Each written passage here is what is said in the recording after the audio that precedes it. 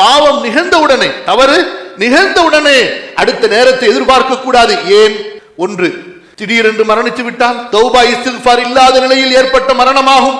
இரண்டாவது, நேரம் ஆக ஆக ஒன்று அந்த செய்த பாவத்தை நாம் மறந்து விடலாம், செய்த பாவத்தை நாம் மறந்து விடலாம்.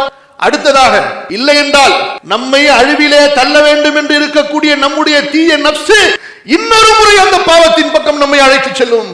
அல்லது அந்த பாவத்தை பற்றிய பயங்கரத்தை, கடுமையை நம்முடைய உள்ளத்திலிருந்து போக்கி பாவத்தை லேசாக நமக்கு காண்பிக்கும். பரவாயில்லை, சாதாரணமானதான், நீ பலவீனமானவன் தான் என்பதாக நப்சு நமக்கு ஆசை வார்த்தைகளை கூறி நம்மை ஏமாற்றி மீண்டும் அந்த பாவத்தின் பக்கம் இழுத்துச் செல்லலாம். உடனே நாம் தௌபா இஸ்திக்ஃபார் செய்துவிட்டால் நம்முடைய ஈமானுடைய ஒளி பிரகாசமாகிவிடும். அந்த பாவத்தின் விபரீதத்தை புரிந்து கொள்வோம். அல்லாஹு தஆலா சூரா ஆலு இம்ரானிலும் சூரா நிசாவிலும் சொல்லக்கூடிய 2 வசனங்களை பாருங்கள்.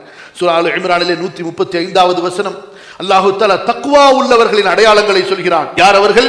அவர்கள் ஒரு மானக்கேடான செயலை செய்து விட்டால் அல்லது தங்களுக்கு அவர்கள் அநீதி இழைத்துக் கொண்டால் அல்லாஹ்வை நினைத்து விடுவார்கள், உடனே இஸ்திக்ஃபார் செய்வார்கள்.